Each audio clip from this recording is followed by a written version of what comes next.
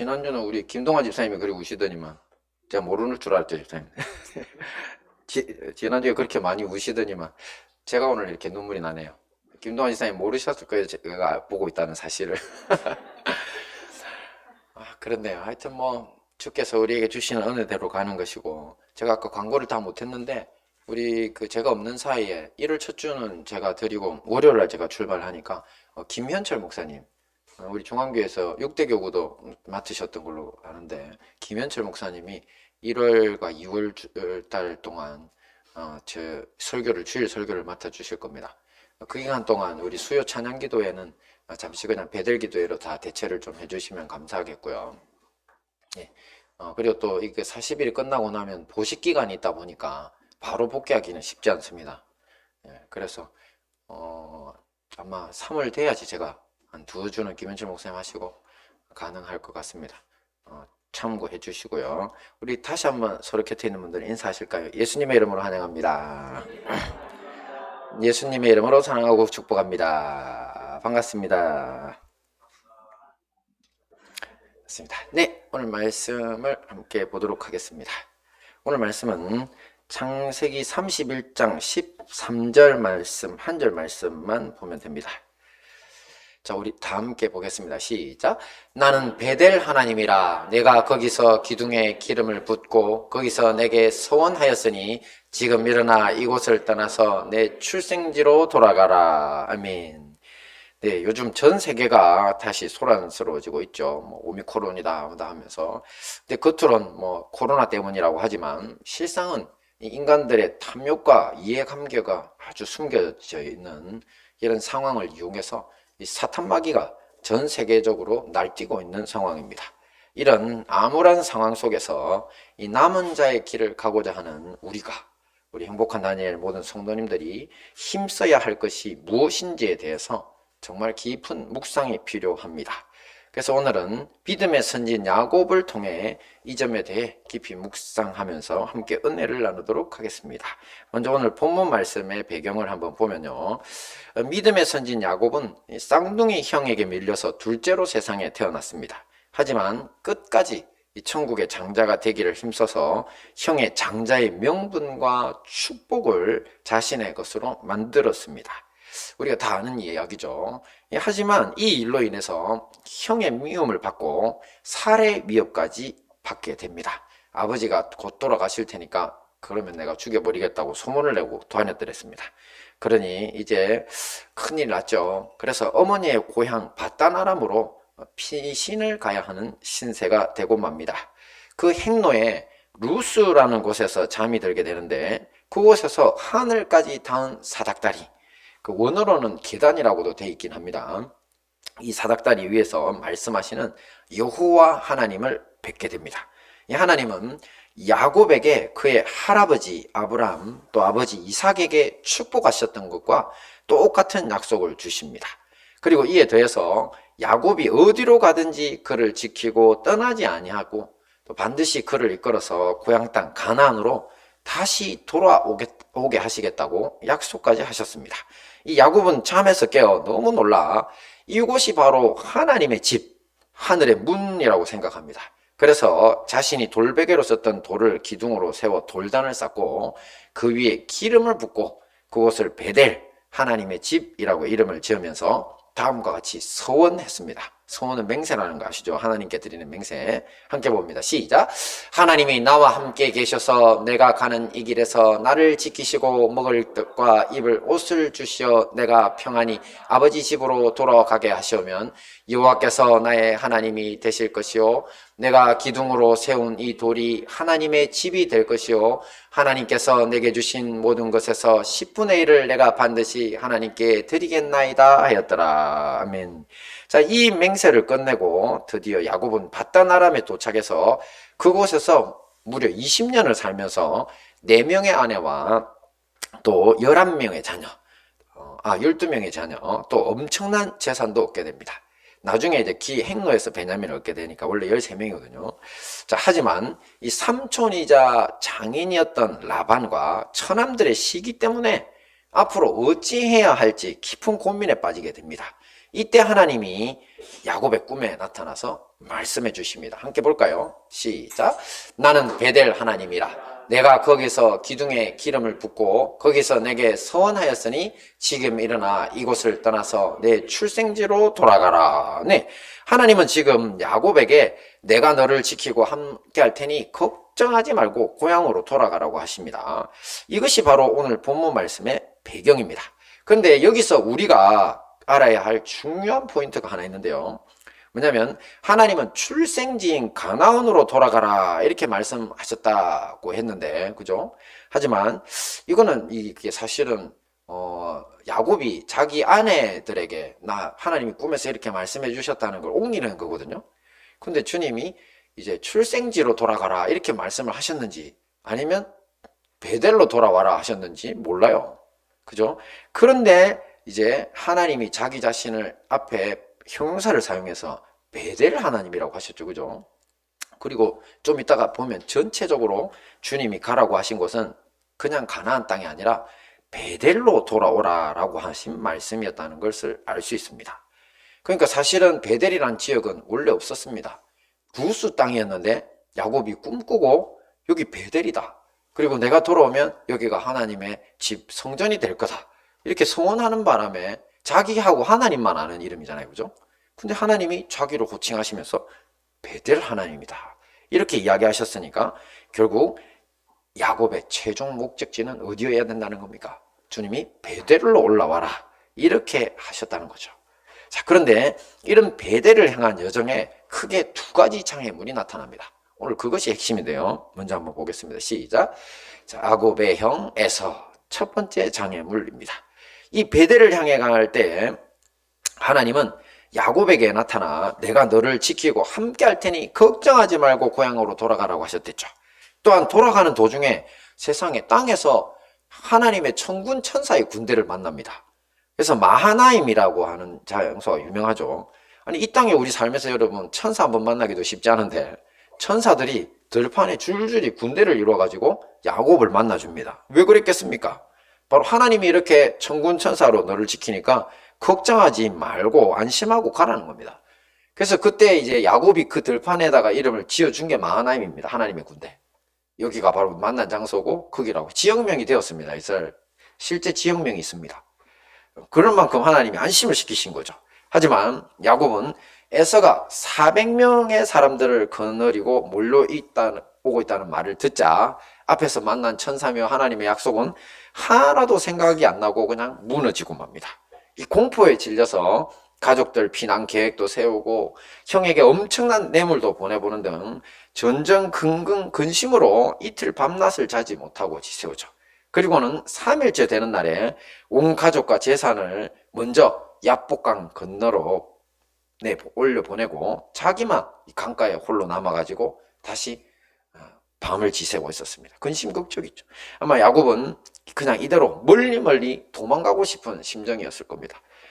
왜냐하면 모든 가족들이 지켜보는 데서 이제 형 에서에게 죽임을 당하는 것보다는 그게 더 낫다고 생각할 수도 있으니까요. 이 장자의 명분이며 장자의 축복이 무슨 소용이 있나 이렇게 싶었을 수도 있죠. 자, 이렇게 절박할 때 야곱의 선택은 단 한 가지밖에 없습니다. 뭡니까? 바로 하나님을 향해 기도에 목숨을 걸었습니다. 그런데 재밌는 것은 이런 야곱의 기도를 성경은 뭐라고 표현하고 있습니까? 씨름이라고 표현하고 있죠. 그리고 이 기도의 씨름이 실제가 되는 환상적인 일이 일어나죠. 함께 보겠습니다. 시작. 어떤 사람이 날이 새도록 야곱과 씨름하다 그 사람이 자기가 야곱을 이기지 못함을 보고 야곱의 환도뼈를 치매 야곱의 환도뼈가 그 사람과 씨름할 때 위골되었더라. 네, 여기에서 어떤 사람이란 바로 하나님입니다. 야곱은 지금 하나님의 다리를 붙잡고 매달리고 있는 겁니다. 자, 이런 야곱을 위해 하나님이 하신 일은 우리의 고정관념을 깨뜨리죠. 틀림없이 야곱은 주님, 저 형 에서에게 제 생명을 구해주세요 이렇게 기도했거나 아니면 주님, 저 에서 좀 죽여주든지 처리 좀 해주세요. 틀림없이 이렇게 기도했겠죠. 제가 틀렸나요? 다 그렇게 기도하시잖아요. 그죠? 자, 그런데 우리 하나님은 위로와 평안의 말씀으로 위로 한 번 없습니다. 주님이 해주신 일이 뭐라고요? 네, 환도뼈를 쳐서 탈골되도록 만듭니다. 자, 왜 그랬을까요? 앞에서도 말씀드렸듯이 하나님은 이미 그를 지키시고 함께 하시겠다고 약속하셨습니다. 또 천군 천사도 보여주셨습니다. 하지만 야곱은 두려움에 3일 동안이나 잠 못 자고 걱정 근심으로 다 죽어갈 지경입니다. 그러니 누가 문제라는 겁니까? 야곱이 문제입니다. 에서와 자신에게 닥칠 죽을 것 같은 현실만 보이지 이 문제보다 더 크신 하나님이 보이지 않는 것입니다. 이 문제의 해결은 하나님이 치신 환도뼈에 그 답이 있습니다. 이 환도뼈는 다리와 연결되고 허리를 받쳐주는 엉덩이뼈입니다. 여기 관절부 있죠. 여기를 골반이라고 그러죠. 이 고관절도 있고 밑에서 이제 허벅다리가 정강이뼈가 이렇게 붙는 여기 이 부분을 골반이라고 그럽니다. 근데 골반 중에서도 우리가 여기 힘을 딱 주면 여기에 쏙 들어가는 자리가 있거든요. 단단한 뼈 있는 이 자리, 여기를 환도뼈라고 부른답니다. 그래서 아이들을 임신하면 여성들이 환도가 선다는 표현이 있더라고요. 그래서 그 자리입니다. 근데 이 자리가 바로 위와 아래를 연결하니까 몸의 중심이 되는 자리죠. 그리고 이 뼈에 문제가 생기면 어떻게 된다고요? 다리를 절게 됩니다. 근데 여기 이 뼈는 웬만해서는 안 부러진답니다. 말을 들어보니까 말이 들고 차도 정통으로 차면 안 부러진다네요. 그만큼 이게 튼튼한 자리랍니다. 하나님이 그러니까 그냥 탕 쳐서 자리를 그냥 옮겨버리실 수 있는 거지. 부러진 게 아니라 위골, 어긋나게 만드실 수 있는 거지. 말이 차도 안 부러지는 뼈입니다. 그런데 이 뼈를 하게 되면 전에도 제가 한번 보여드렸지만 다리가 마비된 상태라서 쩔뚝쩔뚝이 아닙니다. 여기서 여기까지 이렇게 질질 끌고 다녀야 됩니다. 이렇게. 자, 이렇게 되면 이제 목축을 하는 이스라엘 사람들은요, 목축은 끝입니다. 그죠? 이 다리로 무슨 목축을 합니까? 생계수단이 끝인 거죠. 그러니 이런 환도뼈에 문제가 생기는 것이 치명적인데, 그래서 사람들은 유목민들은 맹세할 때도 이 환도뼈에 손을 얹고 맹세한답니다. 그 아브라함이 자기 그 종을 보내서 이삭을 위한 아내를 구하라고 할 때 그때도 환도뼈에 손을 넣으라 그랬잖아요. 그만큼 삶의 중심, 생명하고 똑같은 부위로 본다는 거죠. 그래서 너무 슬프거나 죄를 지어 애통하면 이스라엘 사람들이 자기 뼈를 여기를 친다더라고요. 이렇게 애통해하면서. 근데 어릴 때 제가 교회 갔을 때 기도원에서는 할아버지 할머니들이 너무 애통하면 여기 막 치시는 걸 제가 봤는데 그게 거기서 내려온 건지 잘 모르겠습니다. 본능적인 건지. 그만큼 중심이 되는 뼈입니다. 근데 여기를 주님이 탈골시켜버린 겁니다. 삶의 중심입니다. 이것은 지금까지 야곱이 의지했던 자기 생각, 재주, 또 처신의 방법 등이 아니라 하나님이 그 인생의 중심이 되시는 삶을 살도록 하려는 겁니다. 에서같이 야곱에게 원한을 품은 형이 지금 400명이나 거느리고 있는데 앞에 선물 보냈다 그랬죠. 제가 지난번 설교할 때 계산을 해보니까 한 2억 원어치쯤 되더라고요. 가축하고 이런 거. 소용없습니다. 그거 죽여버리고 뺐으면 되지 뭐. 안 그래요? 그걸로 그 처신으로 지가 형을 갖다가 무마시킬 수 있다고 택도 없는 이야기입니다.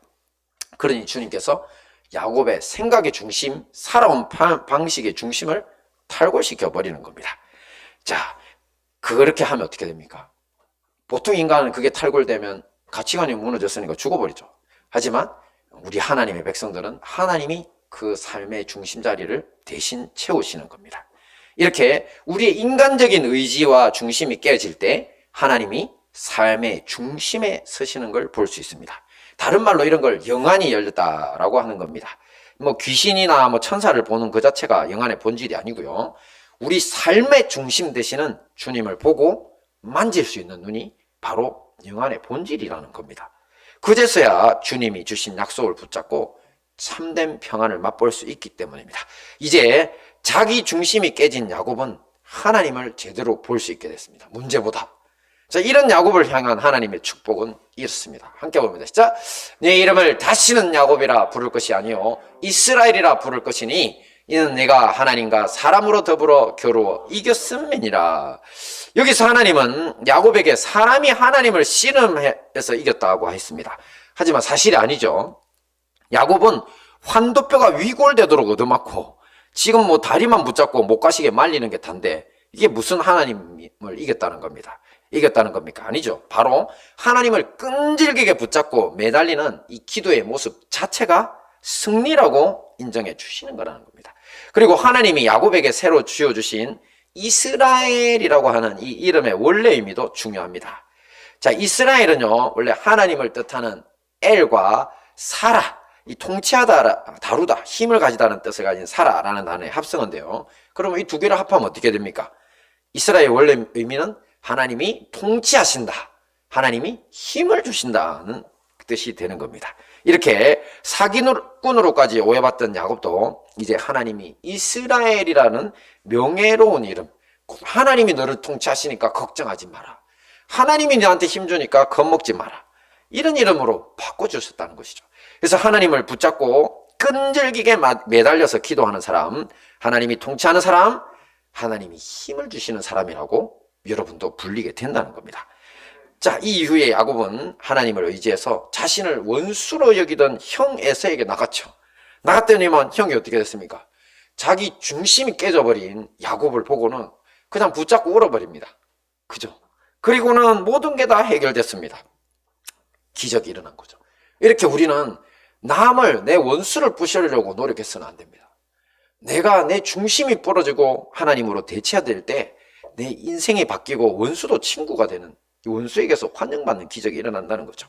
자, 우리 역시 마찬가지라고 했죠. 이 암울한 현실 속에서 암울한 현실에 압도되어 살아가면서 주님 환경 바뀌게 빨리 오미크론 끝나게 해주세요. 그 다음에 또 오면 어떡하실 거예요?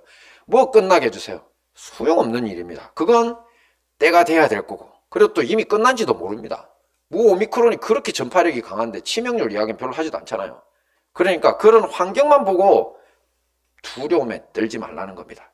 하나님의 약속의 말씀이 있는 베델로 전진하지 못하게 만드는 그것이 바로 다 그런 것들입니다. 오직 야복강가의 야곱처럼 되어야 합니다. 자기 중심성을 깨뜨려 달라고 하나님이 통치하신다, 하나님이 힘을 주신다는 이스라엘이라는 이름의 주인공이 되게 해달라고 그렇게 매달려야 됩니다. 그러면 이 약속의 말씀이 있는 베델로 담대히 전진할 수 있을 것이고 주님께서 여러분들에게 계속 복을 주실 줄 믿습니다. 두 번째 장애물이 있는데 할까요? 제가 보통 20분 내로 끝내는데 오늘 사고를 당해서 그런지 빨리 안 나오네. 자, 그래도 빨리 볼게요. 그러면 두 번째, 이 야곱이 전진하지 못하게 만드는 한 가지가 더 있습니다. 사실 이게 더 중요한 거긴 합니다. 볼까요? 시작. 풍요로운 세겜 성읍. 네, 이제 모든 것이 잘 돼서 해피엔딩으로 영화가 끝난 것 같았는데 아닙니다. 이 야곱이 베델로 나가는데 두 번째 장애물이 기다리고 있었으니 바로 세겜 성읍이었습니다. 이 에서와 헤어진 야곱은요, 베델로 가지 않았습니다. 제가 지도를 봤더니만 베델까지 세겜에서 50km밖에 안 돼요.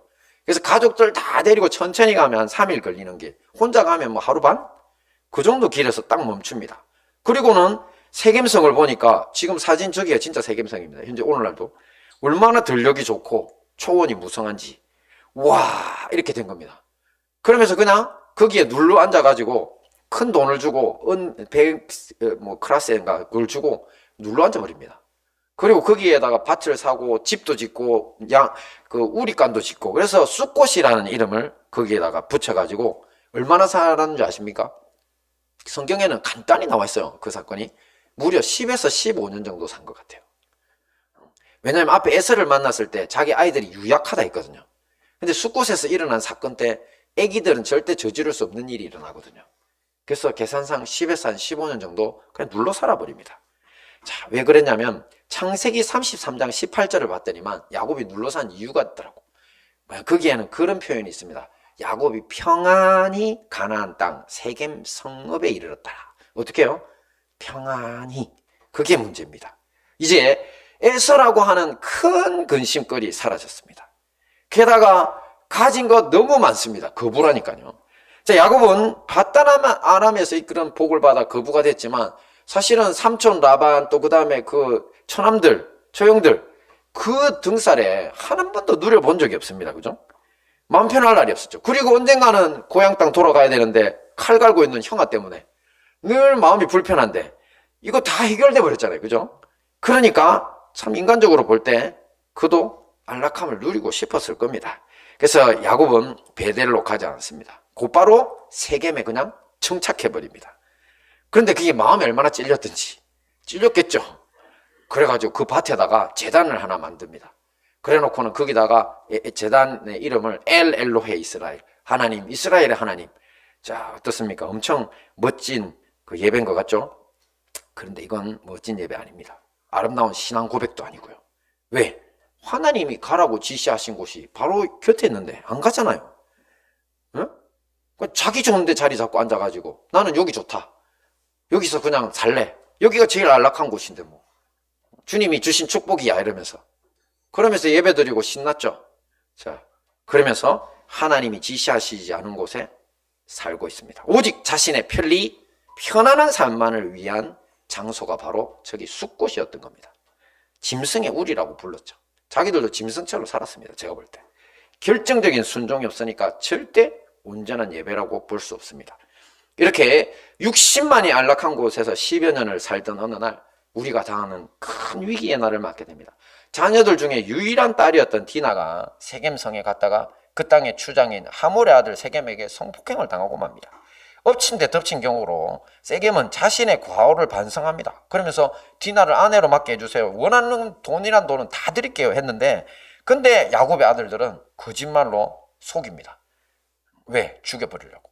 그래서 우리는 할례 받지 않은 사람에게 딸을 못 보낸다 하면서 할례만 받아라. 그러면 보내줄게. 그랬더니만 세겜이 디나를 얼마나 사랑했는지 일은 저질렀지만 가서 모든 사람 썩다합니다. 하몰도 그 세겜의 이제 제일 유력한 집안이니까 우리가 할례만 받으면 저 사람들의 재산도 우리 것이 되고 그 다음에 그 사람들도 우리하고 같은 민족으로 섞일 거다. 받자. 그랬는데 다 설득됐어요. 남자들이 3일째 제일 고통스러울 때 가가지고 단 2명이 가가지고 세겜 남자들 다 찔러 죽여버렸습니다. 세겜도 죽여버리고 그 아버지 하몰도 죽여버리고 그리고는 그 세겜성에 있는 모든 부를 약탈해가지고 다 들고 나왔습니다. 참 엄청난 일이죠. 이 삽시간에 야곱의 편안했던 삶은 절망의 깊은 구덩이로 떨어지고 맙니다. 자기와 가족들을 위해서 정말 풍요롭고 안전한 장소인 줄만 알고 살았던 그 세겜 그 들판이 지옥이었던 겁니다. 사실은. 이제 이 학살과 강탈에 대한 소문이 퍼지면요. 보통 그런 성읍은요. 주변 성읍들하고 동맹을 맺습니다. 거기에 대한 소문이 이제 퍼지면 야곱 집안은 하루 한날에 다 멸망합니다. 다 몰려와가지고 치는데 어떡합니까? 가난한 사람들도 등치도 얼마나 좋습니까? 그죠? 그러니까 그냥 끝난 겁니다. 그래서 야곱이 가슴을 찢습니다. 어마어마한 고통 속에서 자식들에게 그런 짓을 하면 우리는 이제 끝이라고 했는데 오히려 자식들은 혈기등등하게 우리 동생이 당한 일은 생각도 안 하냐고 대들고 그럽니다. 자, 이런 절망스러운 현실 속에서 야곱은 어떻게 했을까요? 하나님이 말씀해 주십니다. 한번 볼까요? 시작. 일어나 베델로 올라가서 거기 거주하며 내가 네 형 에서의 낯을 피하여 도망하던 때에 내게 나타났던 하나님께 거기서 제단을 쌓으라. 거기란 말 2번이나 나오죠? 하나님이 가라고 한 것이 베델입니다. 처음부터 베델로 갔으면 얼마나 좋았겠습니까? 늦었지만 야곱은 지금이라도 그 말씀에 순종합니다. 자기 집안 사람들에게 너희들이 가지고 있는 이방 신상이 있으면 다 버리고 또 몸을 정결하게 하고 베델로 올라가자고 합니다. 그랬더니만 가족들이 어마어마하게 많은 이방 신상 우상을 내놓습니다. 그걸 상수리 나무 아래에 파묻었다 그랬어요. 그러니 이런 모습을 보면 야곱 식구들은 풍요로운 세겜에서 하나님 숭배가 아니라 엘 엘로헤 이스라엘은 거짓말이고요. 네, 여호와 하나님 숭배는 거짓말이고요. 우상 숭배하고 있었던 겁니다. 우상 숭배자로 찌들어 살았던 거죠. 그리고 세겜 사람들한테 저지른 일을 보면 그 포악한 짓들을 보면 인성까지도 짐승처럼 망가져 있었다는 것을 알 수 있습니다. 이런 사람들은 화를 부르게 되어 있습니다. 그렇게 살면요. 그래서 주님이 베델로 먼저 오라고 했던 겁니다. 자, 하지만 그들이 하나님 앞에 자신을 정결케 하고 출발하자마자 역사가 일어납니다. 모든 문제가 해결되는데 바로 하나님이 모든 주변에 있던 성읍들에 이제 두려움의 영을 보내셔가지고 겁이 나서 꼼짝도 못하게 만드셨습니다. 하나님이 겁내게 하면 사람 못 움직이잖아요. 그죠? 그래가지고 야곱 집안을 감히 쫓아오는 사람들이 아무도 없게 된 겁니다.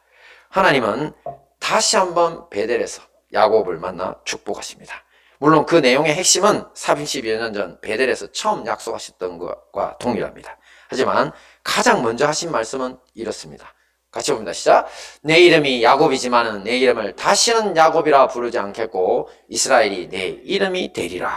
자, 이것은 에서의 공격을 앞두고 야복강가에서 하나님과 씨름할 때 얻은 축복 그대로죠. 그죠? 그때 이스라엘의 뜻이 뭐라고 했죠? 하나님이 통치하신다. 하나님이 힘을 주신다. 이미 그때 이 이름을 받았지만 사실 세겜에서 사는 10년 세월 그 풍요로운 생활 속에 이제 그 야곱에게는 이 이름이 의미가 있었습니까? 없었습니까? 아무 의미 없는 이름이었습니다. 하지만 다시 고난이 닥쳐와 자기가 있을 곳이 여기가 아니란 사실을 깨닫고 베델로 다시 돌아가서야 이제야 겨우 그 이름을 다시 찾은 것입니다. 이스라엘, 하나님이 통치하시는 사람. 그렇습니다. 여러분, 우리 역시 마찬가지죠. 우리도 겉으로는 화려한 예배 행위를 가지고 친교도 하고 기도도 하지만 실상은 이 세겜성 풍요로운 목초지에만 머물고자 한다면 이것이 바로 문제라는 겁니다. 더더욱 지금 온 세상의 불편한 현실이 우리를 위협할수록 내가 있고 싶은 자리, 또 안락함만을 제공하는 자리에서 안주하려 해서는 안 됩니다. 그것이 여러분의 지옥이 될 수 있습니다. 오직 야곱이 떠나간 것처럼 베델을 향해 나가야 합니다. 믿음의 진보를 위해 힘을 쏟아야 한다는 겁니다. 주께서 반드시 여러분을 맞아 야곱과 같은 복을 주실 줄 믿습니다. 네, 오늘 말씀을 정리하겠습니다. 오늘 야곱의 최종 목적지 베돌로 가지 못하게 만든 두 가지가 각각 뭐였습니까? 첫째, 야곱의 형 에서였죠. 우리가 자기 중심성이 깨지면 그러면 이제 주님께서 나를 깨트려 주시면 두려움 없이 갈 수 있다고 하셨죠. 두 번째는요, 풍요로운 세겜성어. 이 모든 말씀으로 베돌의 하나님을 만나 승리하시는 우리 행복한 다니엘 교회와 형제교회 성도님들 되시기를 축원합니다. 아멘.